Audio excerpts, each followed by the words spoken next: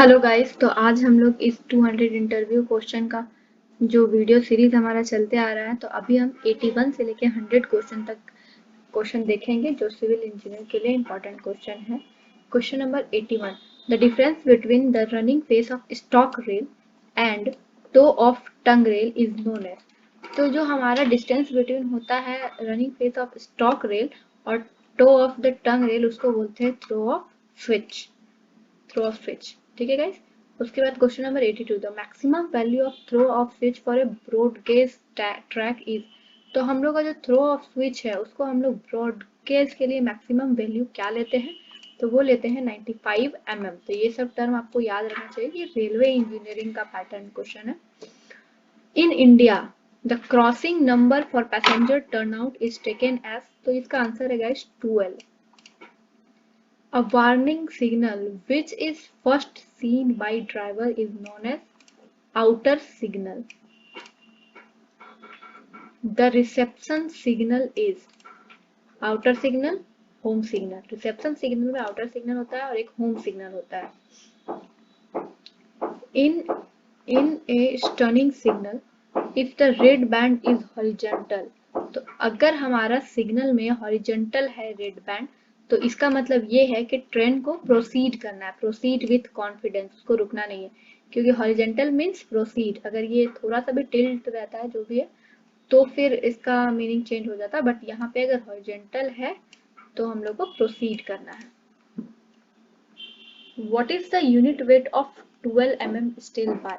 इसका मैंने आपको एक फॉर्मूला बताया था, डी स्क्वायर बाई 162। तो वहां पे आप 12 स्क्वायर बाई 162 करोगे तो आपका 0.89 kg पर मीटर यूनिट वेट आ जाएगा। Question number 88, what is the density of steel. तो स्टील का जो हमारा डेंसिटी होता है वो होता है 7850 kg पर metre cube. In Fe 415 steel grade 415 indicates of steel.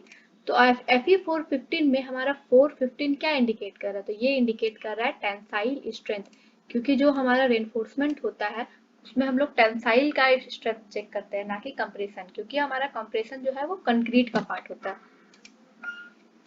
Question number 90, the height of low curve. जो रोड के साइड हम लोग कर्व देते हैं उसका हाइट कितना लेना है, तो a curve is a structure used to separate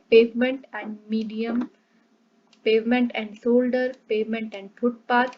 In low curve, height is restricted to 100 mm only। जो कर्व का हम लोग हाइट लेते हैं वो 100 mm ही लेते हैं, और कर्व हम रोड साइड में देते हैं पेवमेंट और शोल्डर को सेपरेट करने के लिए, ताकि शोल्डर अलग रहे और रोड का जो रोड है वो अलग रहे। What is the volume of 50 kg bag of cement. 50 kg of cement में कितना वॉल्यूम होगा, तो वो होगा 0.035 metre cube. In a residential building average value of stair width. Residential building में स्टेयर का एवरेज विड्थ हम लोग को लेना है 900 mm। Question number 93, the slope of stair should not exceed. Slope का स्टेयर का जो स्लोप होता है वो हम लोग को 25 से लेके 40 डिग्री तक ही लेना है, ना उससे ज्यादा ना उससे कम। अगर ज्यादा होगा तो फिर हम लोग अच्छे से चढ़ने में बहुत दिक्कत होगा, हम लोग अच्छे से चढ़ नहीं पाएंगे, और अगर बहुत ज्यादा कम भी रहे तो भी इशू है। तो 25 से लेके 40 के बीच तक ही हम लोग को देना है स्लोप।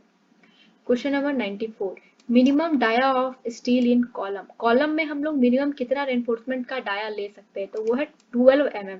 उससे कम का हम लोग को कॉलम में नहीं लेना है, अदरवाइज हम कहीं पे भी ले सकते हैं, बट कॉलम में हम लोग को 12 mm ही लेना है।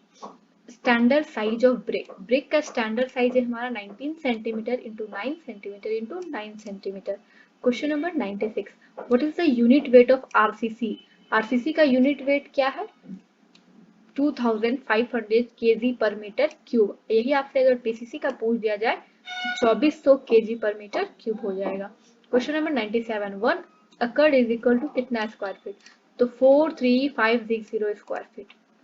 What is the full form of UTM? So your answer is Universal Testing Machine.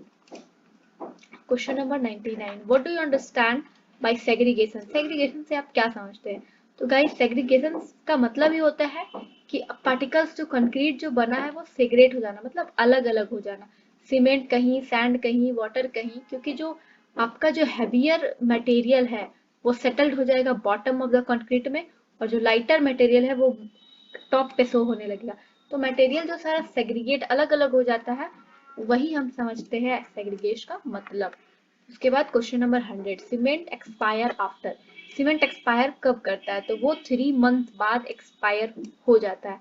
तो गाइज ये हमारा 20 क्वेश्चन था, जो सीरीज चलता आ रहा है, पैटर्न जो चलता आ रहा है 200 इंटरव्यू क्वेश्चन का। तो इसमें हम लोग 100 क्वेश्चन कवर कर लिए। नेक्स्ट वीडियो में हम लोग नेक्स्ट क्वेश्चन उठा के फिर उस पर डिस्कस करेंगे। तो मिलते हैं गाइज अगले वीडियो में। Bye bye.